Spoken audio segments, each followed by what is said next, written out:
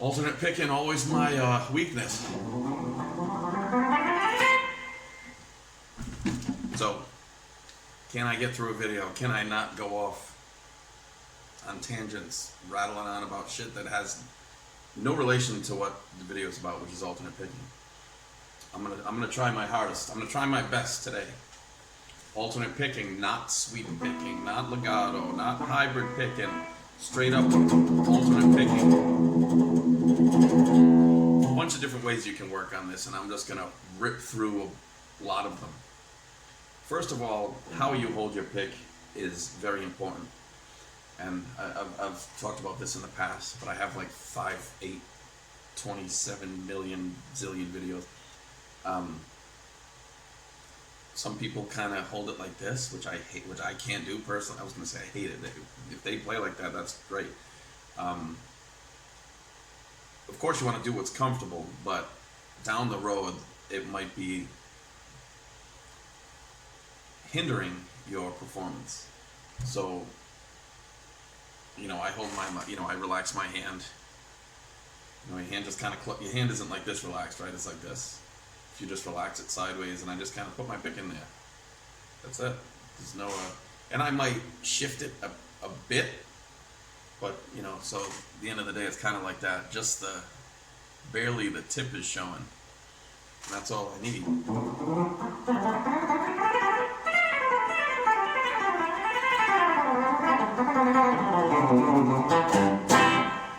Back to my thumb pick, which I pretty much file down in position to be in a very similar place. So I don't know if you can see that very well, but there's hardly anything showing. But that's up to you. You got to mess with that. And most people, this is something I didn't start off doing until I saw my Randy Rhoads poster on the wall, and it hit me that I was holding my pick backwards. Most people, if you look at the way your arm sits on the guitar, this is as comfortable as it gets. I have a strap on.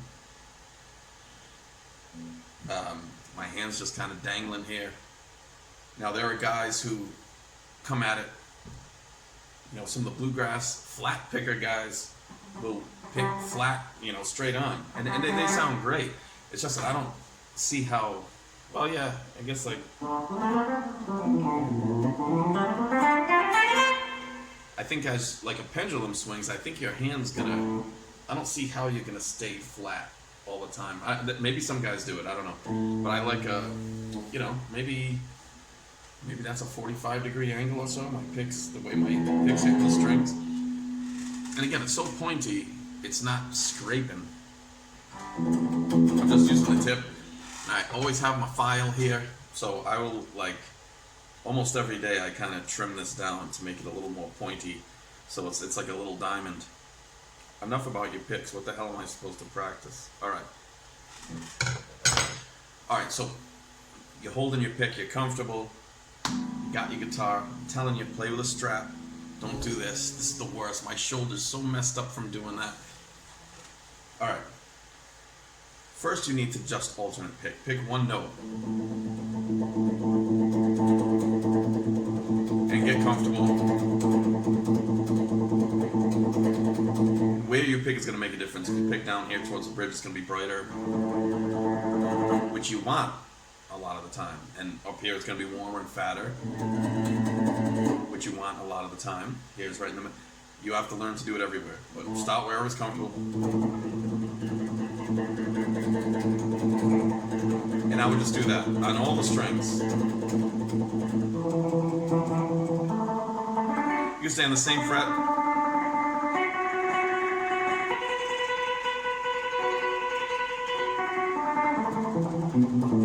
Now, I don't want to break this down too much. Hopefully, if you want to work on getting faster alternate picking, you're at some point in your musical journey where that's appropriate. Like you might hopefully know your chords and some arpeggios and stuff like that. So scales. All right, I think I was on A. So let's take an A major scale. If there's scales you need to work on, which there are, because you don't know your scales, or if there's arpeggios you need to work on, which there are tons, or lines, phrases, sequences, etudes, you need to work on them all. We all do. Oh, my nose is itchy. Oh. All right, so take an A major scale.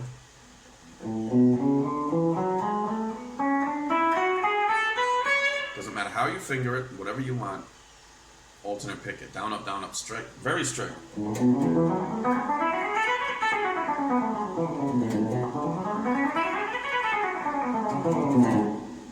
That's it.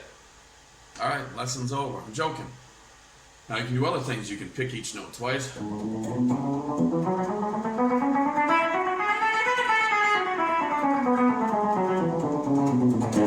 Pick each note 3 times, which is tricky. I messed up.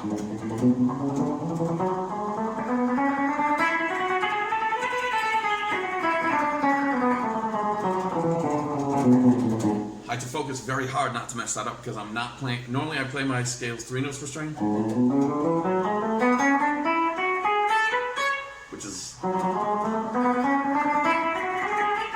which I won't mess up. But this time I did 2 notes on the 2nd string,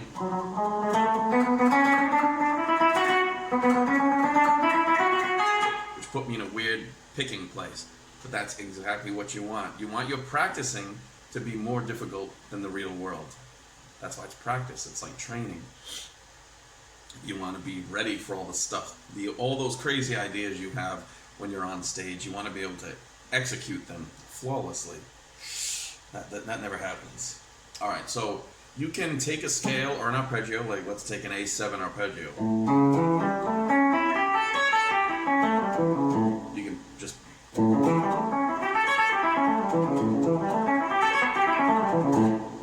pick the arpeggio. Down, up, down, up, down, up. Those gypsy guys rip through those things. You know, I would cheat. I would sweep pick it. Those guys. I would need to work on that. You can do the same thing with arpeggios. Pick each note twice. 3 times.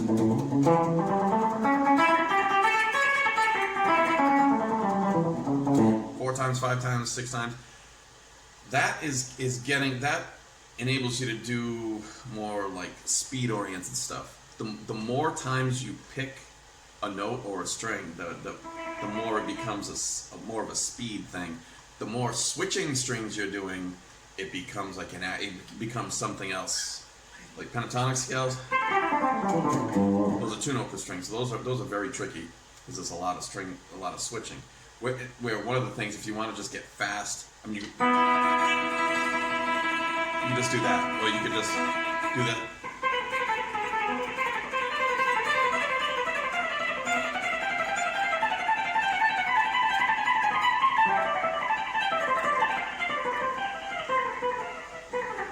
Pick more notes on one string to focus on speed. Like that would be like running straight down a track, a sprint. You know, when you're sprinting, they're not putting a bunch of boulders and oil slicks and banana peels and marbles in front of you. That would be something else. That'd be some Ninja Warrior shit. So there's that type of stuff. And then there's, as quickly as possible, I would try to get as musical as possible. You know, when I was a kid, we'd watch like the Paul Gilbert instructional video, and it was like, you know,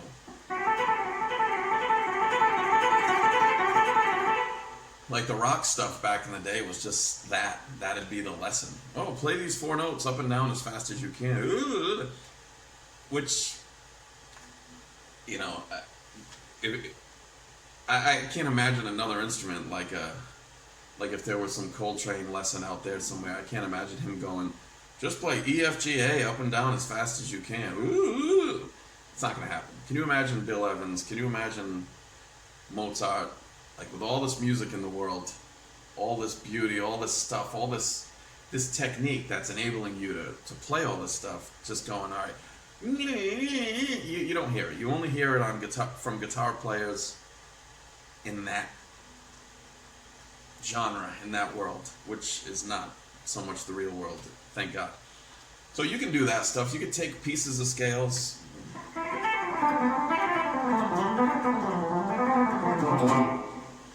Playing scales up and down is helpful. That's part of music. There's scales in music. So you could come up with patterns, threes, fours. You could, let's take that an A scale. You could do it in like little groups of three.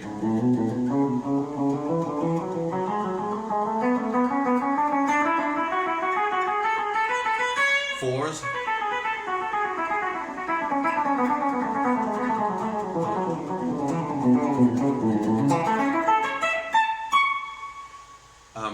There's a lot of stuff you can do with that. And more importantly, I would focus on hearing the chords. I would focus on playing an actual song or chord progression. That's where I think people are lacking. They're not necessarily lacking in speed, although technique is important to me. I was just listening to some bluegrass stuff, which was very cool. And those guys, I love that stuff, man. It's just like I don't really know any. But they're doing,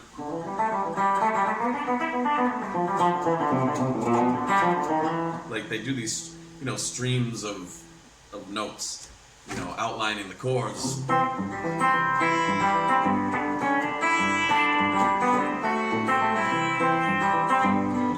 And it's pretty. But I would definitely check some of that out. Check out like the, some Paganini stuff. If there's like clarinet etudes, technical etudes, violin stuff. I used to work from this violin book, which had some real. I remember this one.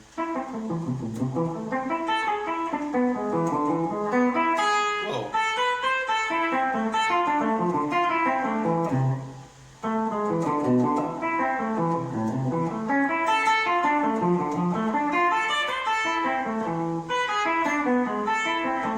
Something like that. I know it started like this.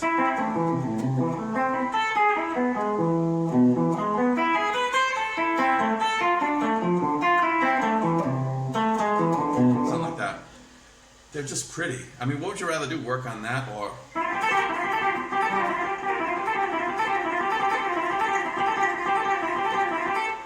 I mean, nothing against that stuff, but, I love shred metal. I grew up playing that stuff, and I still love it. I absolutely love it. But, I like cacophony. I like it when it's a little more creative than that. Yngwie, man. Yngwie was one of the early guys, and he's still one of my favorites. It's just much more melodic. And plus he's just a coked out rock maniac. The leather pants, he's kicking, he's jumping. He's got to be like 60 years old by now, and he's just like tearing shit up. Good for him. What else? Oh, let me shut off my little space heater.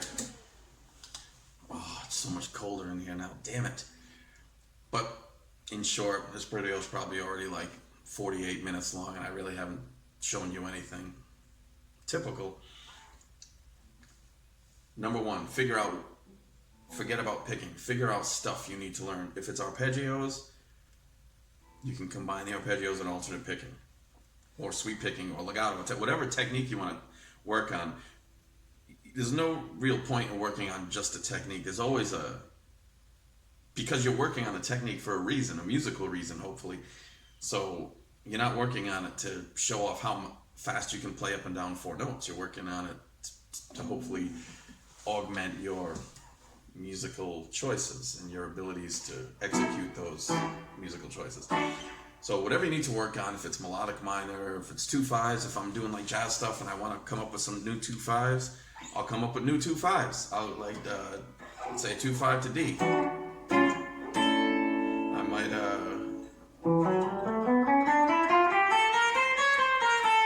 easy. That's over the E minor.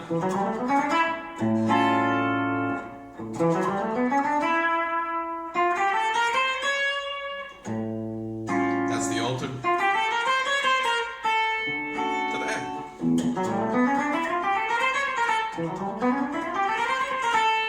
if I want to make that more of an exercise, I would go to the 6, which would be, in this case, like a B altered, like a B7, which would take me back to the 2. So I have 2, 5, 1, 6, and I would never stop. I would go.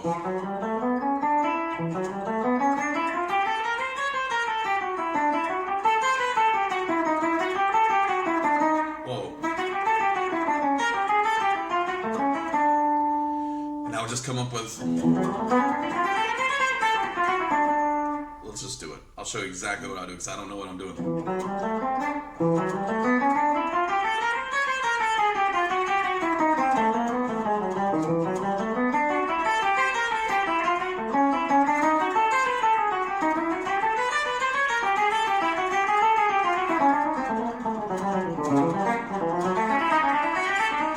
Whoa.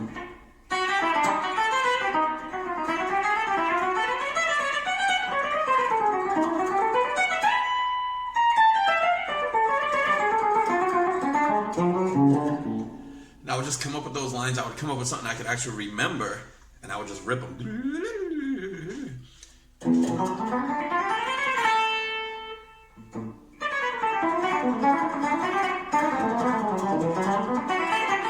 Man, that's something I would need to work on. That's tricky.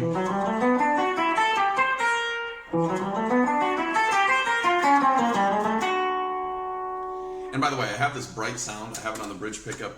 The more the brighter and drier the tone, the more unforgiving it is. So you want to practice like that. Like when I got into the country stuff, I was used to a nice, fat, warm jazz sound.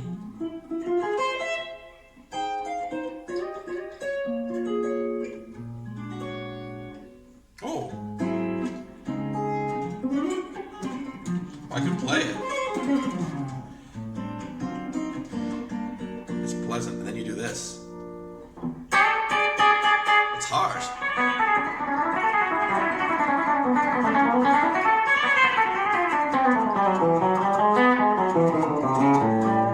When you can play it clean and fast with a consistent tone, I love that sound, but that's tricky, so I would definitely make it hard to practice. You know, you want to work, you want to progress, right? You don't just want to sit there and going,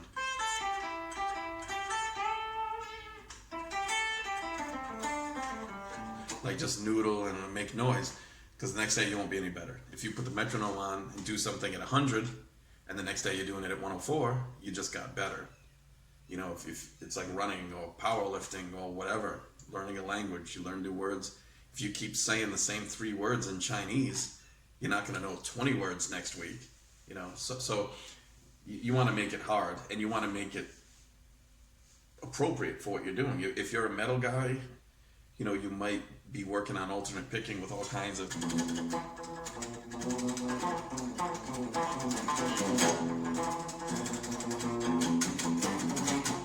I just saw a Metallica video. They were doing Master of Puppets, and I was like, oh my God, I could never pick down that fast.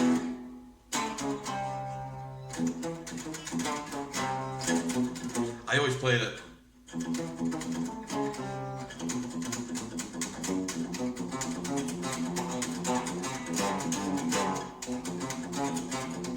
I always alternate picked it. I mean, that's insanely fast.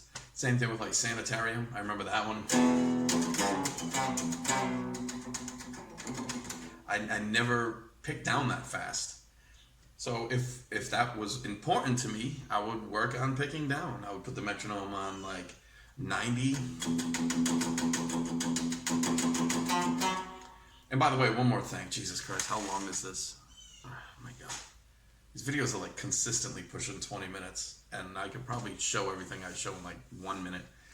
But one other thing you could do, the weak spot tends to be the up, right? Most people can do that, but they can't pick up. So you can do all your stuff with ups.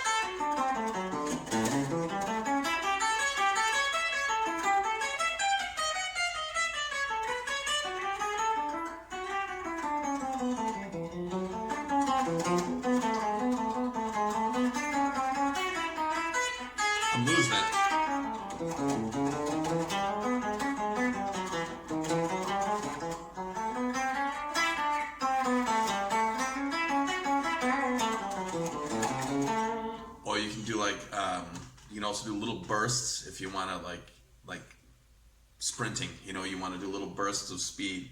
That's what I would do. Like if I wanted to get my picking back at its fastest, 16ths at 200 was always kind of my limit. Put the metronome on 200 or 100, whatever, and you try to do those 30-second notes, those 16th notes. That was always like my peak. I might be a little faster than that on a good day, but right now I'm sure I couldn't come close. So I would do that and be like, whatever it is, and I would just do. And I would do little bits.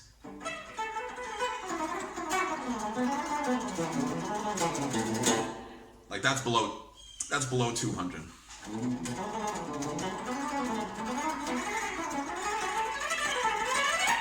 Might be 180 or something like that, but it's too comfortable. I know it's not 200. Whoa.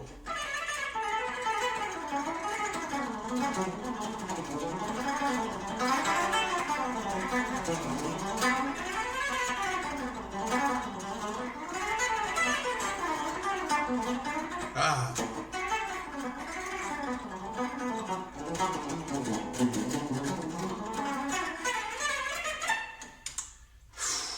I might work on that today. I might do a follow-up. Let's call it quits. Just wasted 20 minutes live. No, I think there was some useful stuff in there. But yeah, I can't say enough. Don't do. I remember that dude from Nitro, that guy, Michelangelo, who's a beast. He's a monster, man. He's so fast. But I remember in his video, he had like something, maybe it was like a compilation of things, and he just did. I think it was this.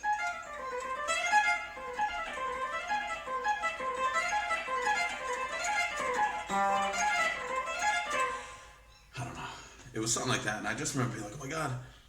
Look, when you have shit tons of distortion and a bunch of echo and chorus and stuff, and you, like, imagine if they came out and said, like, hey man, put on a bunch of effects, a bunch of delay, a bunch of distortion, play through this huge amp with like $10,000 and stuff, and play 5 notes as fast as you can, up and down. You'd be like, really? Like,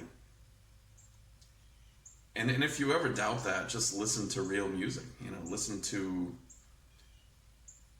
any classical music. I mean, good country music like Albert Lee or like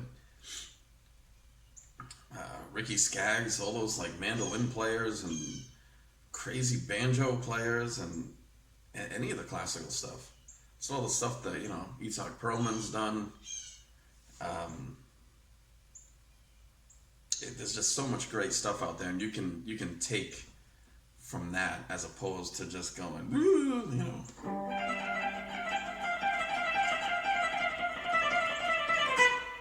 If you're gonna do stuff like that, at least make it musical. At least have a chord in mind. Maybe.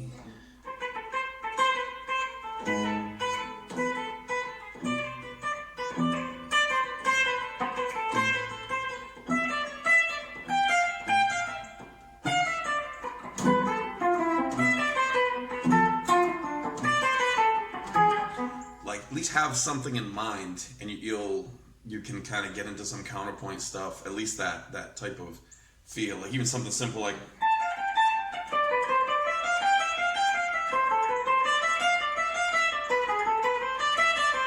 whoa, whoa,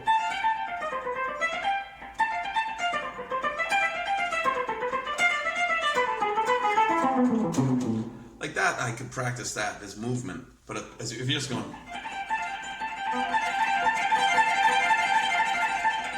it's like it's going nowhere. And when you try to do something musical later, that's one big problem. Real quick, here I go again. But when I went from the shreddy stuff to the jazz stuff, I knew my technique was pretty badass. Like I could play fast and I could physically play a lot of the difficult jazz stuff. But my tone sucked, and I didn't know the theory, but I didn't know what was going on behind it. I didn't know where it was coming from. I knew it was just, I could play it, but I didn't know anything about it. It was just empty. So I don't know. I would just really be careful and try to practice stuff that's useful in music. But my point that I was going to make is the jazz stuff weaves in and out of the scale. You know, it's like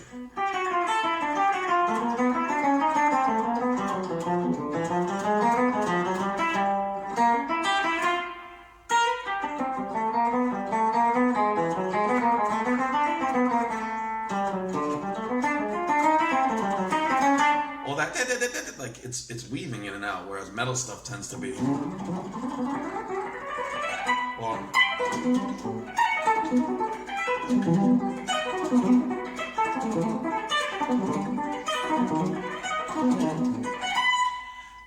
big swaths of arpeggios or straight up and down scales, which is awesome. That stuff's awesome too. It's a lot of fun, and if that's the type of stuff you want to play, then you've got it easier. Then you're just going up and down scales. You could make it more interesting if you desire to do so, but that's it. Jesus, how long? Oh, so long.